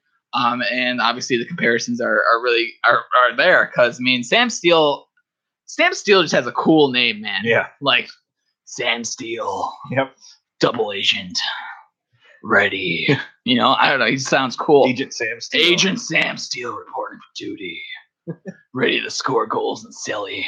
Anyway, it's like, are you a Simpsons fan at all? Yeah. Like Max Power? Oh, dude, yeah, for real. Max Jones, Sam Steele. Oh yeah. Yeah, no doubt. Sam Steele, I'm excited to say. He was the guy I was thinking of. He just won the Memorial Cup last season. I watched a little bit of that. That guy is so quick, so fast. He's such good vision. Such a good player. I really can't wait to see. I think that if they could both enter the lineup and have something going for them, it kind of just replaces Getzlaf and Perry as they move on. And you have middle players like Ricard Raquel who can carry the load in between the two as Getzlaf and Perry enter the end of their play. That's how you sustain success. Exactly. That's how you do it. You have a good, decent player in the middle, and you have guys who are entering and leaving. Anyway, the only big notable signings has Gibson. They signed Luke Shen for 1 year. Andrew Sutzer for another 1 year, and Brandon Montour signed a 2-year contract with them. That was it. They lost Beauchemin in the offseason to retirement along with Bieksa. And otherwise, nobody else really is there. So nothing there. I'm glad to see Bieksa go. And, well, in a way. And it also, in a way, not, because I don't think he was really that good anymore. But Kevin Bieksa was I loved his Superman punch. Part of the Blackhawks Canucks rivalry. All of them are gone now, eh? Yeah. All of them are gone. We didn't even talk about That was Kessler. a thing for like 3 years, and then it died out because the Hawks kept trading players that were a huge part of that brawl. Yeah. And the Canucks players got old. Yeah. The funny thing, with Kessler, maybe we can talk about Kessler may not be on this team next season because of a back injury that he's had. So that's also a huge factor. If he can come back and if he comes back healthy, that's another addition to it. I think they're a deep team if Kessler and Getzlaf are good to go. And then if Max Jones and Sam Steele come up and you have Raquel, that ends up being a really good team offensively and defensively. Yep. So I don't know. They're a weird team. Sorry. Going on to the third team we have. Well, we still have a little bit of time left. The San Jose Sharks. My favorite power play team. Because every time they go on a power play, the chomp happens. I was gonna say Chomp, over the chomp. over the Capitals or the Lightning. Watching Ovi, just one timer after one timer. Come on. Wait, what? On the power play. Oh no, I'm talking about like whenever they go on the power play, the fans. Oh, the fan reaction. All fans go chomp, chomp, chomp. I don't know. I really don't watch any Sharks games. I watch like a couple here and there. Anyway, so for the San Jose Sharks, they were a 45, 27, 10 team. They were third in the division. They were sixth in the Western Conference with 110 points. And they lost in the second round to the Vegas Golden Knights again in 6. Their forwards, Pavelski led the way with 22 goals, 44 assists, were 66 points in 82 games. Polak, by the way. Oh, yeah. What's his name? Couture. He had 34 goals, 27 assists, 61 points, 78 games played. And Mr. Teenage Mutant Ninja Hurdle had 28 goals, 24 assists, worth 46 points in 76. In goals for, they were 13th in the league with 247 goals for. And on the power play, they were 16th in the league with a 20%. What do you got? What do you got for the Sharks? What's your thing? I'm looking at bringing Evander Kane back. Yeah, I forgot. That was How many points did he have? He wasn't even on the team leaders. He had to have like 50 points in. he total last year. Yeah. He had 54 points. Oh, yeah, that makes sense. But this is a guy that he's bounced around a little bit in the league. He has the talent, clearly. His attitude's been questioned. His work ethic's been questioned at times in the past. But something just clicked coming over to San Jose. Right. He was phenomenal after that trade, and the Sharks obviously got much better after that trade. Yeah, they too. were struggling before the trade. For him. Well, I mean, they got on a roll after the deadline, went right into the playoffs, like you said. They swept the Ducks in the first round. The Ducks, yep. And obviously they lost to Vegas in the second round, but I like the Sharks. Yeah, I think they're one of my. I wouldn't say like a number 2 team, but they're one of the teams that I do kind of root for outside of the Hawks. Right. So. Okay. I think if you have Pavelski, Couture, Hurdle, I think if I don't know why Vander Kane wasn't on there for points. So obviously Vander Kane would have been third for forwards. I don't know why he didn't show up on my list. But maybe I don't know. Maybe he signed there. Score enough of those in San Jose. I don't know. He didn't show up on there. But either way, if you have Evander Kane shows up again, I think Hurdle may have 50 points. Joe Thornton's a big question mark too. If he comes back and he's effective, he'd be an effective second line, third line player. So that even brings up their goal scoring ability, which is 13 in the league, not bad. On the defensive spectrum, they had Brent Burns at 12 goals, 55 assists, 67 points. Braun had 33 points. Pickles, I'm going to call him Mr. Pickles, Mark Edward Vlasic. I didn't want to spell his name out, so I wrote Pickles. He had 11 goals, 21 assists, 32 points.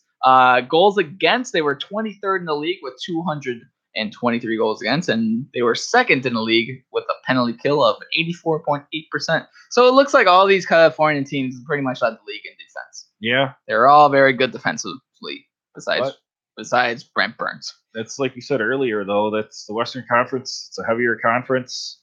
It's more defense oriented. Right. And that's just how you have to win out there. No doubt.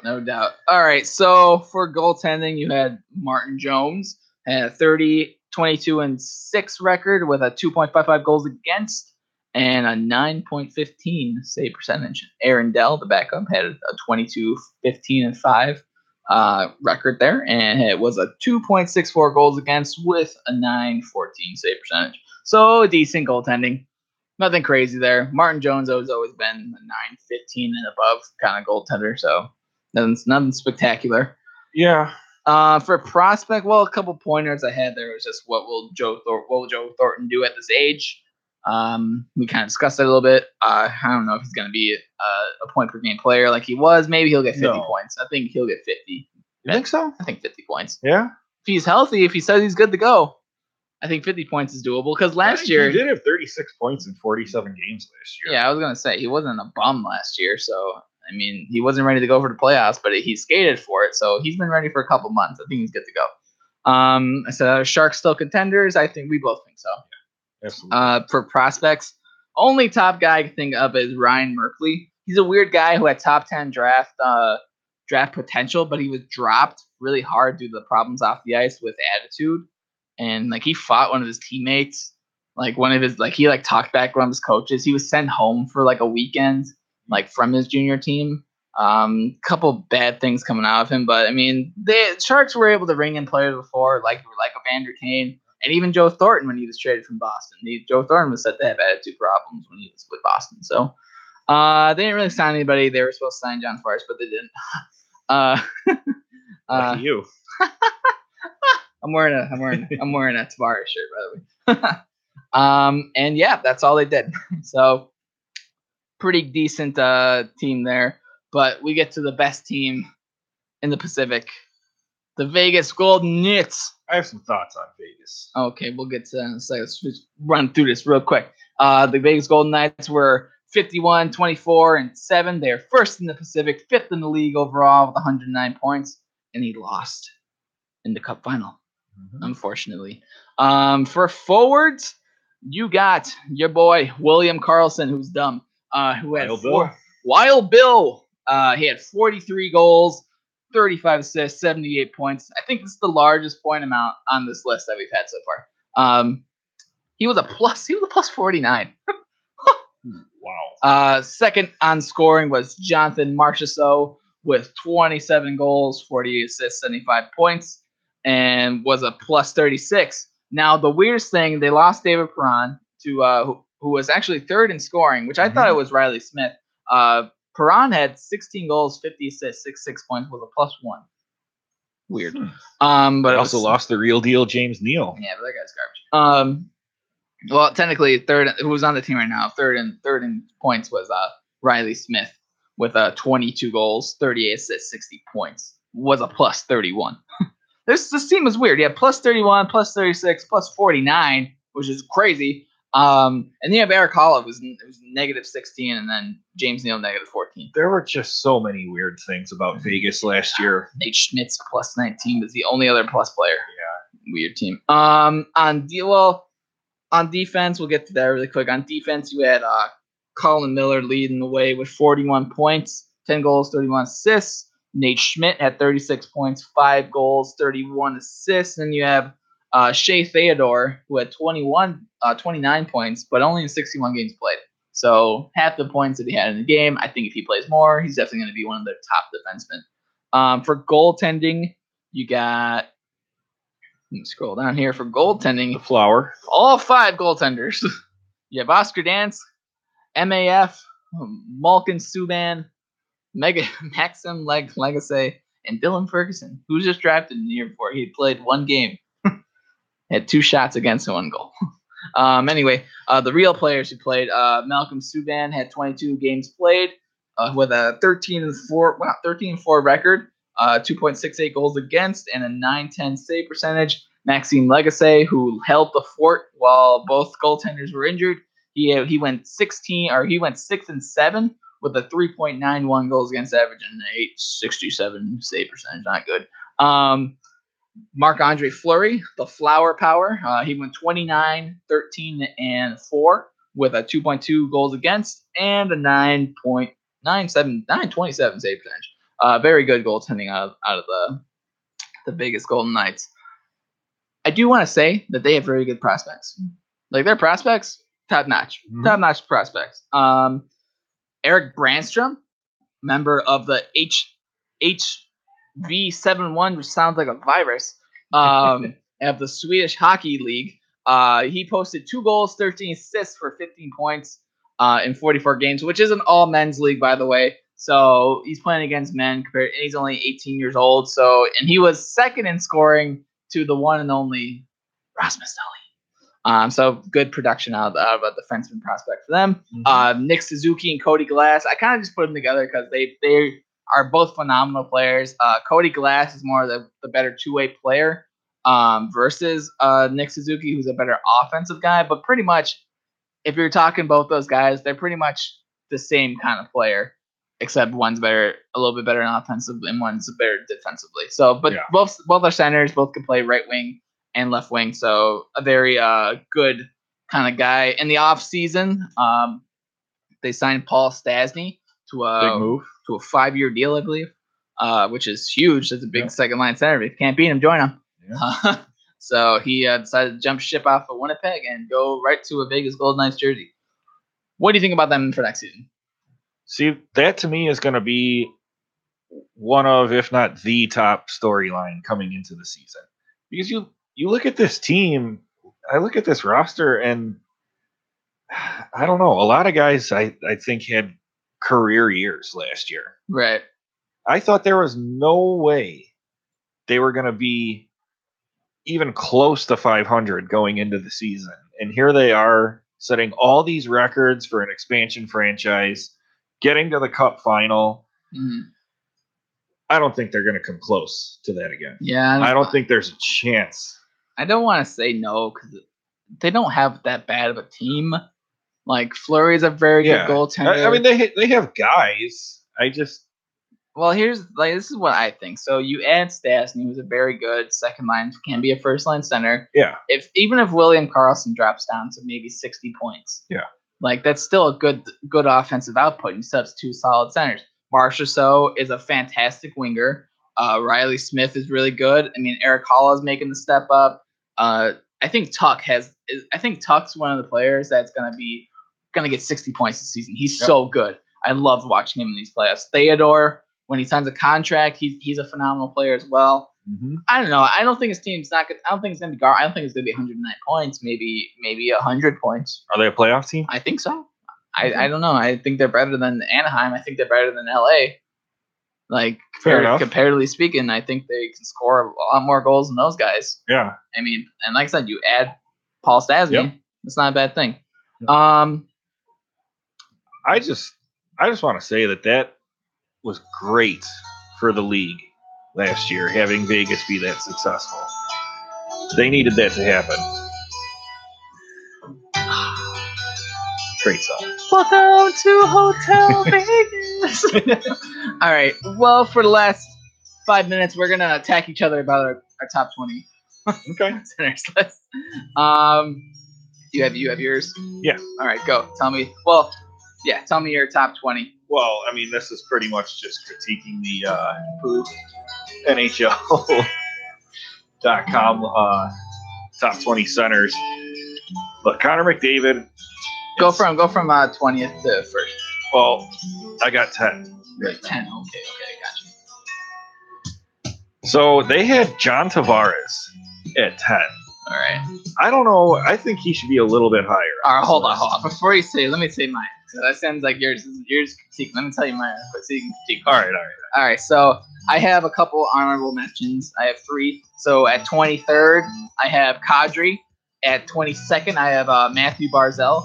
21st, I have Taves. And then going into the top 20, at number 20, I have Jeff Carter. 19, I have Sean Monahan. Number 18, I have Jack Eichel. 17, I have Leon Draisaitl. Number 16, Barkov of the Florida Panthers. He's becoming one of my favorite players. At number 15, I kind of debated on this, but I don't know. I have Nathan McKinnon at number 15. 14, I have Backstrom. 13, Sagan. 12, Kuznetsov. 11, Anze Kopitar. Number 10, Claude Giroux. Number 9, Bergeron. Number 8, I have Stamkos. Number 7, John Tavares. Number 6, Ryan Getzlaf. Number 5, Austin Matthews. Number 4, Evgeny Malkin. And number 3, I have Mark Scheifele. I really like Mark Scheifele. I do too. And I think he's underrated. He really is. He really flies under the radar.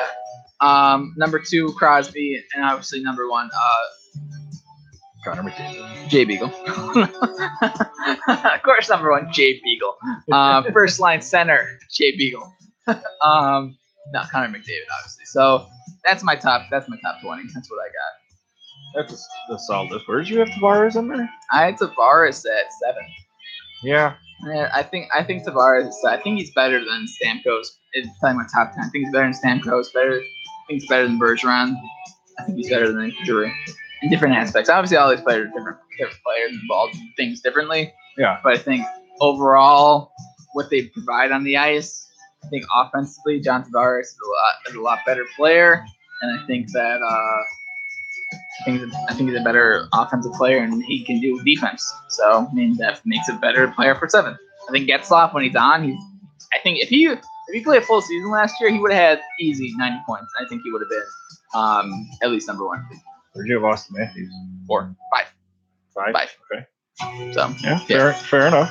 All right. Well, that's our list for today. We're gonna be heading out of here. This was the Bag Skates first show. If you're looking to follow me, you can follow me on Twitter at Nico from the TO. If you want to follow me on Instagram, you can follow me at Nikos Michaels Official. I'm Nico from the TO. I'm Matt Maliska. And this was Big Blonde Bear. Matt Big Blonde Bear Maliska. And this was the Bag Skate. Hope you guys liked the show. I'm stalling right now so I can put commercials on. So just give me a second. You can talk tonight. Say something. Something. Talk to the people. Oh, it was a great first show. We're looking forward to doing this every week and hopefully growing our audience, and all right, we're gonna get better at it. And thank you for tuning in. See ya. I got started at IMS here as an instructor a couple years back after I heard a couple of people I worked with were also instructors here. I'm always here if you need help with developing what you're passionate about, and that's what most people come here for.